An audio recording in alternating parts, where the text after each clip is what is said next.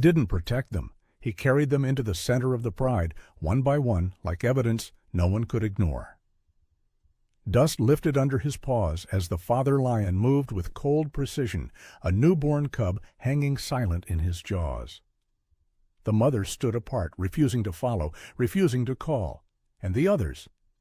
They didn't step closer. They stepped back, like they already knew something was terribly wrong. The heat hadn't fully risen yet, but the ground already held yesterday's fire. A thin wind moved through the dry grass, carrying dust in slow spirals across the open stretch where the lioness had given birth. The place still smelled of blood and milk, raw, unfinished, too new to belong to the land. 3 cubs lay where they had entered the world, their bodies small and uncertain, shifting only when instinct pushed them to search for something that wasn't there. Their mother stood a short distance away, not pacing, not watching in the way a lioness watches over her young. She stood rigid, her gaze angled past them, as if the space they occupied had already been erased from her world. Her sides rose and fell too quickly. Once her ears flicked toward a faint sound from the smallest cub, but she did not move closer. She did not lie down. She did not answer. The distance between them wasn't far in steps, but it felt absolute. A shadow passed over the sand. At first it seemed like nothing more than a shift in light, something the rising sun might have caused as it cleared the low ridge. But then the shadow stretched longer, heavier, until it took shape.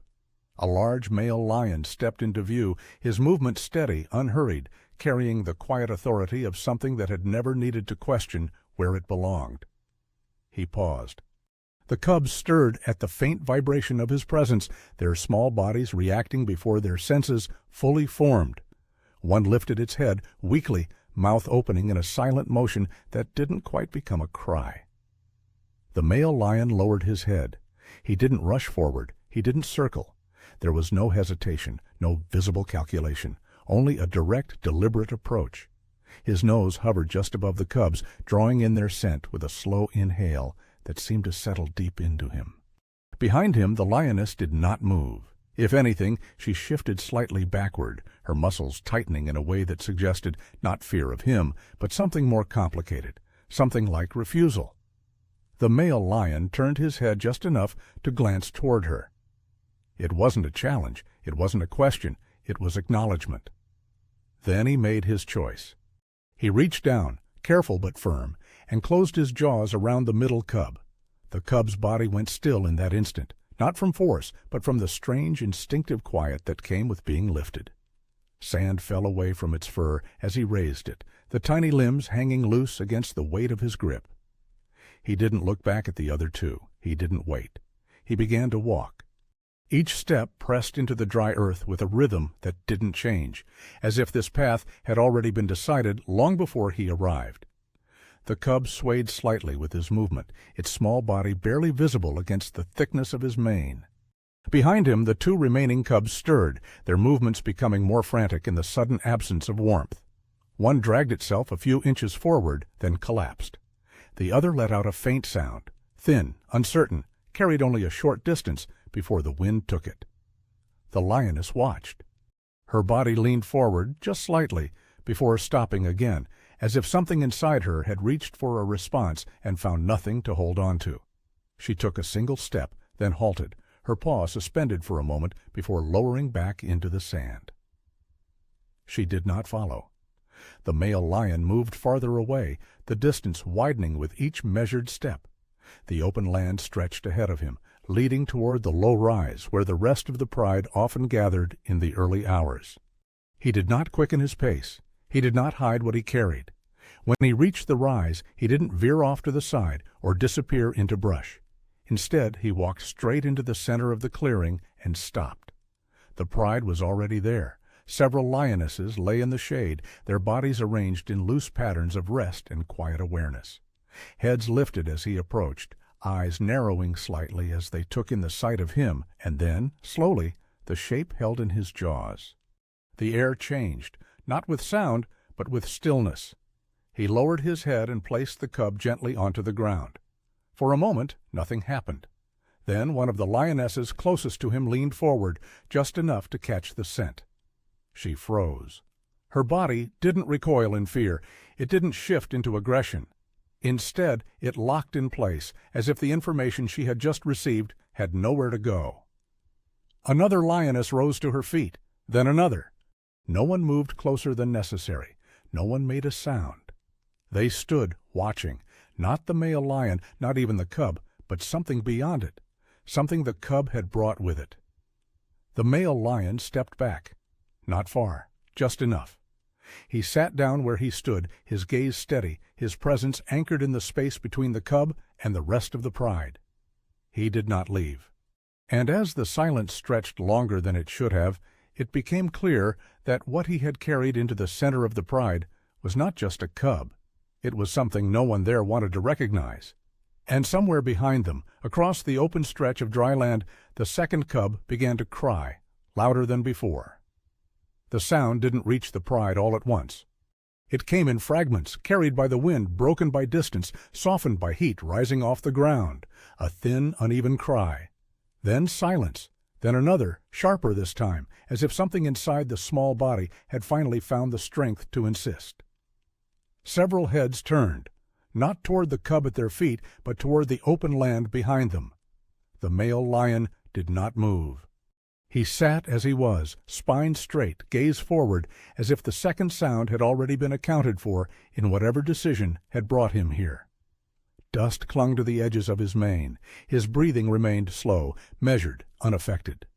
The cub he had placed in the center shifted weakly, its tiny limbs pressing against the ground, searching for something instinct demanded but could not yet name.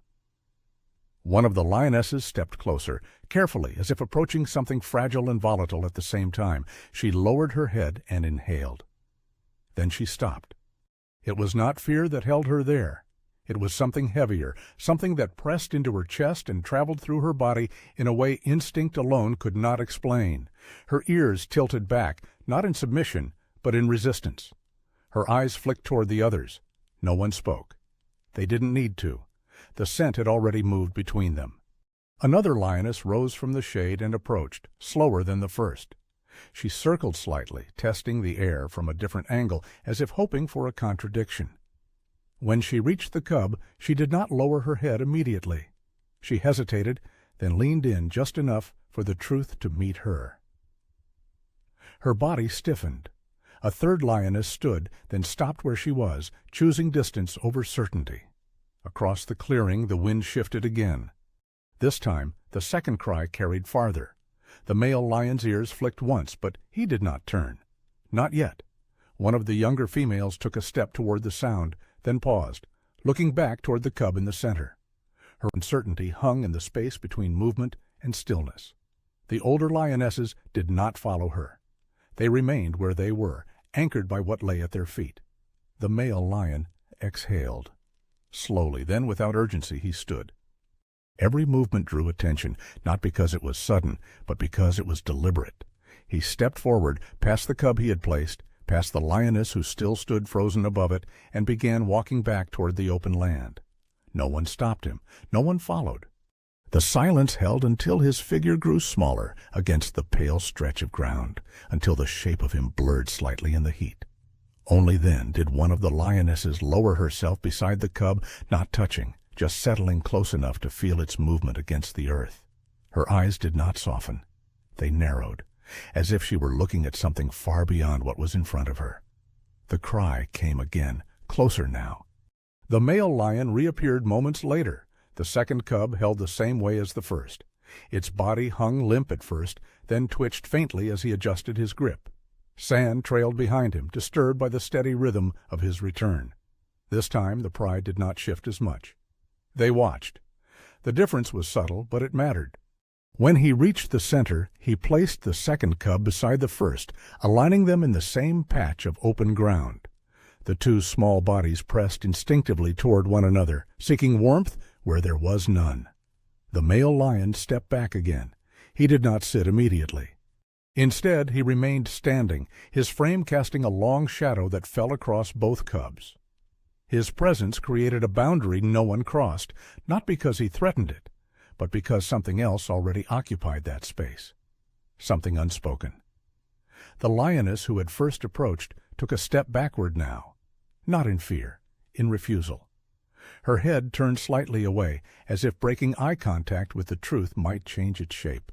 It didn't. A low sound moved through the group, not a growl, not a warning, but something closer to tension finding voice. It passed from one body to another, subtle but unmistakable. The male lion finally sat again. He did not look at them. He did not look at the cubs. He looked outward, past the pride, past the land, toward a distance none of them could see, as if what mattered was not their reaction, but the fact that they had already understood. The third cry came then, not weak, not uncertain. Louder than the others had been, the kind of sound that refused to be ignored. This time the youngest lioness did not hesitate. She stepped forward, eyes shifting between the two cubs on the ground and the direction of the sound, her body caught between instinct and something she did not yet have a name for. The older lioness lifted her head sharply, not to stop her, but to watch. Because this time, when the male lion rose again and turned toward the open land, something in the air changed, not in the cubs, not in the pride, but in the weight of what he was bringing back next. By the time he returned, the sun had climbed high enough to flatten every shadow.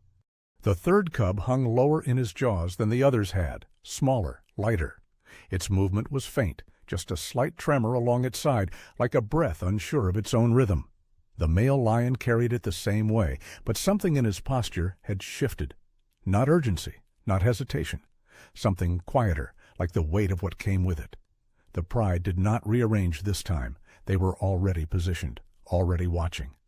When he reached the center, he did not place the cub immediately. He stood there, holding it, letting the scent spread before the body touch the ground. The wind moved across them all, slow and steady, carrying that same thread of something out of place, something older than the cubs themselves. Then he lowered his head.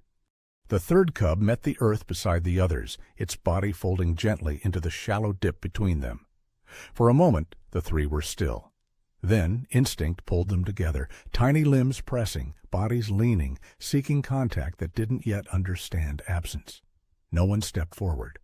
Not at first. The older lioness moved last. She had not approached the first cub.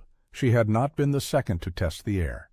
She had remained at the edge of the clearing, half-shadowed, watching with a stillness that was not indifference, but restraint. Now she stepped in, slowly. Each movement deliberate, measured against something no one else seemed to see. Her fur was worn along the edges of her face, the pale lines of old scars crossing her muzzle like faint, forgotten paths. She lowered her head as she reached the cubs, but she did not inhale immediately. She paused, as if preparing herself. Then she drew in the scent. It hit her differently. Her body did not freeze like the others had. It shifted subtly but unmistakably. Her shoulders dropped a fraction. Her ears tilted back, not in rejection, but in recognition. The breath she released afterward was deeper than it should have been.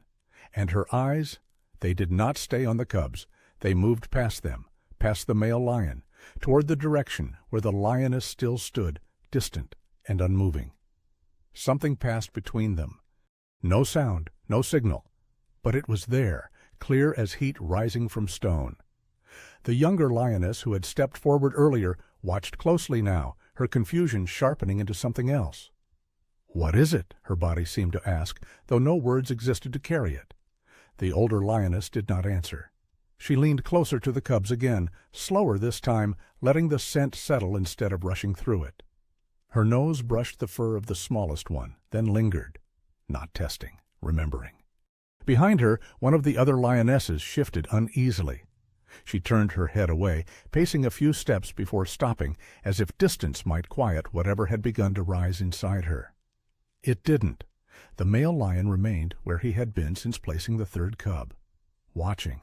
Not the cubs, not the pride, the older lioness, because she was the only one who had crossed that invisible line, not into acceptance, but into understanding.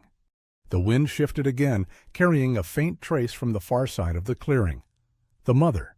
She had not moved closer, but she had not left either. She stood where the land dipped slightly, her form outlined by the glare of the sun, her body rigid in a way that spoke of tension held too long, Her eyes were fixed on the ground between herself and the pride, not on the cubs, not on the male lion, on the space that separated them. The older lioness lifted her head. She turned fully now, facing the mother across the distance. Their gazes met, and in that moment something unspoken became undeniable, not to the entire pride, not yet, but to the ones who were beginning to feel it take shape. This was not absence. This was not failure. This was refusal. But not the kind that came from emptiness, the kind that came from something that could not be carried. The younger lioness took a cautious step closer to the cubs, her hesitation thinning under the weight of the silence. She lowered her head, inhaled, and flinched. Not away. Back. Her eyes widened, not in fear, but in confusion deep enough to unsettle her footing. She looked to the others, searching for something. Agreement, denial, anything that might stabilize what she had just felt. No one gave it. The male lion stood, not abruptly, not with force. He stepped forward, closing the space between himself and the cubs by only a few inches. Then he lowered his body and lay down beside them, not touching, not enclosing, but close enough that his presence changed the shape of the space entirely. The message was not protection. It was placement. The cubs stirred against the ground, pressing faintly toward the warmth that now bordered them. Their movements were small, fragile, but persistent. The older lioness watched him. And for the first time something in her expression shifted, not toward acceptance, not yet, but toward something heavier, something like inevitability. Behind her, the rest of the pride remained suspended in that same quiet tension, caught between instinct and something they could not yet name. The male lion did not look at them. He did not need to, because the moment he chose to lie down there, visible, unmoving, unyielding, he had done something none of them could undo. He had made the cubs impossible to ignore, and somewhere behind the tension, behind the silence, behind the weight of something beginning to surface, the truth had already started to move. By late afternoon, the heat pressed down like a hand that wouldn't lift. The cubs no longer lay scattered. They had drawn themselves into a small cluster, their bodies leaning into one another, guided by instinct rather than awareness. Their movements had grown steadier, not strong, not yet, but no longer fading. Each small shift carried a quiet insistence. They were still here. The male lion had not moved far. He lay just beyond them, his body forming a boundary, not protective in the way of shielding, but positional. He occupied space in a way that made absence impossible. Anyone who approached would have to pass through him or around him, or choose not to come at all. Most chose distance. The pride had shifted into a loose formation, not fully dispersed, but no longer circling. Some lionesses lay down again, though their bodies remained angled toward the center, attention never fully released. Others stood pacing in slow, uneven lines, their restlessness cutting faint paths into the dust. No one had touched the cubs. Not yet. The older lioness remained closest, not beside them, not above them, near enough to observe, far enough to withhold. Her eyes moved between the cubs and the male lion, then beyond him, back toward the edge of the clearing, toward the mother. She was still there. The distance between her and the pride had not changed, but something within it had. The air felt heavier now, charged with something that refused to settle. Her posture had shifted slightly, less rigid, more strained, as if holding still had become harder than moving, but moving remained impossible. The male lion lifted his head. For the first time since placing the last cub, he looked directly at her. The moment stretched. No challenge, no invitation, just a line drawn through space, held by two bodies that refused to cross it. The wind died. In that stillness, the smallest cub let out a sound, thin, uneven, but stronger than before. Its head lifted, wavering, then fell gently against the side of its sibling.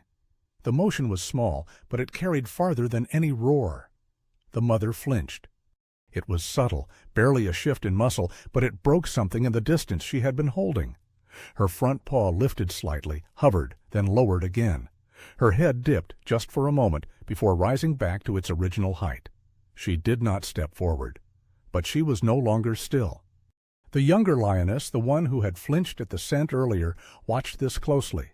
Her breathing had changed, faster now, uneven. She looked at the cubs again, then toward the mother, then back to the male lion.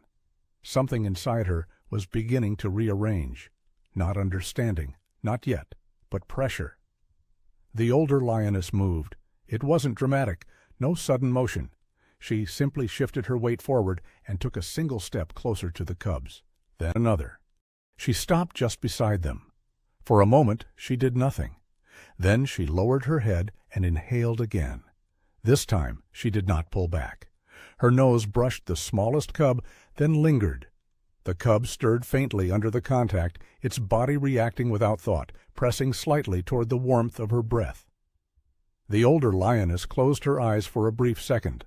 When she opened them again, something had settled there. Not peace, not acceptance, but clarity.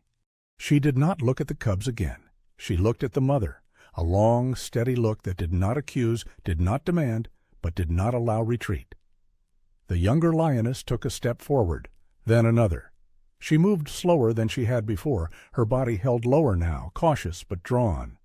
When she reached the edge of the space the male lion occupied, she hesitated, not because he blocked her, but because something else did. He did not move, he did not acknowledge her directly. But his presence remained fixed, unwavering. After a long moment, she lowered her head and inhaled. The reaction was different this time, still sharp, still unsettling, but no longer pushing her away. She exhaled slowly, her body adjusting, recalibrating around something she could not yet define.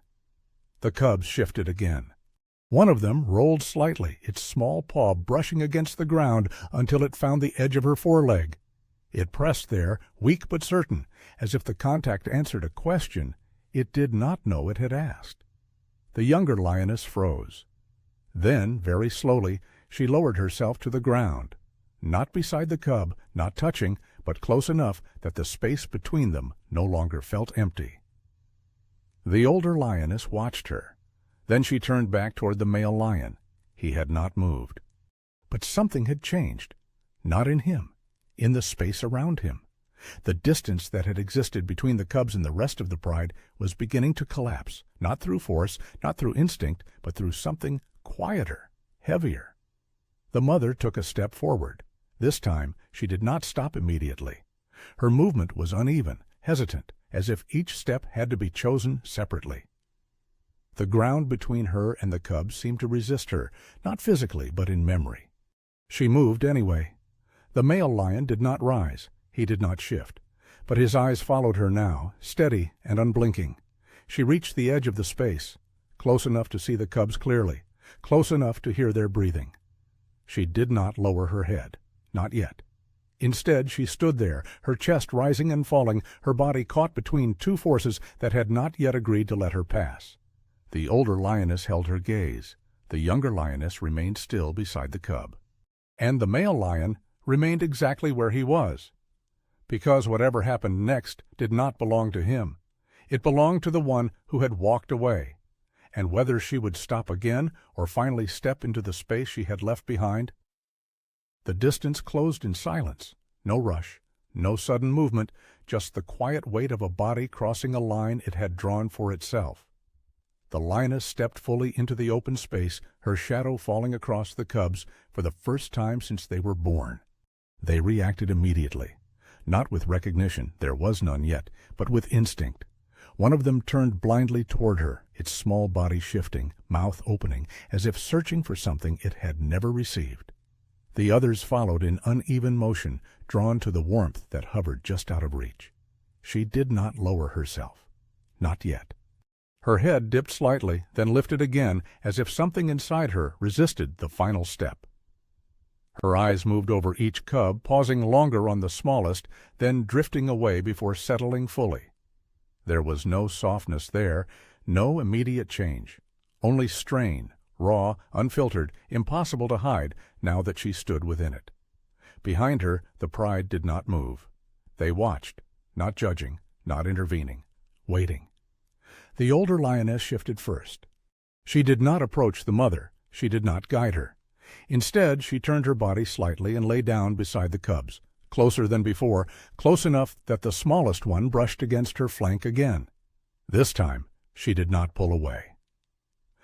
The younger lioness followed, a slower movement, more uncertain, But she lowered herself too, forming a quiet boundary around the cubs, not enclosing them, but no longer leaving them exposed. The shape of the pride changed in that moment. Not dramatically, not completely, but enough. The mother saw it. Her breathing steadied, just slightly. Her body shifted forward, inch by inch, until her front paw crossed into the space the others had created. The ground beneath her seemed to hold her there for a moment, as if asking for certainty. She stepped again. Now she stood over them. The cubs pressed closer instinctively, their movements stronger now, more insistent. One brushed against her leg, another turned toward her body, searching, nudging, unaware of the tension wrapped around every inch of her.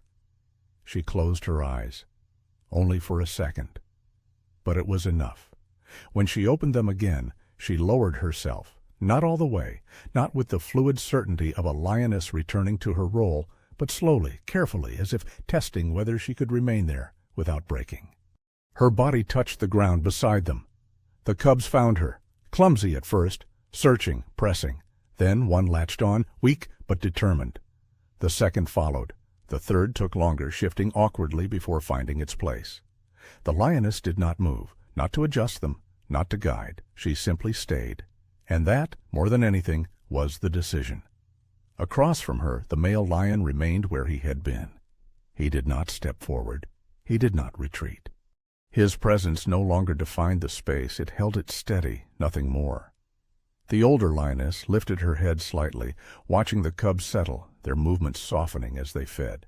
The younger one exhaled slowly, her body finally easing into the ground. No one celebrated, no one marked the moment, because nothing had been undone. The truth remained exactly where it had been placed, visible, undeniable, part of the structure now. The mother did not become something new. She did not erase what had happened. She chose, instead, not to turn away again.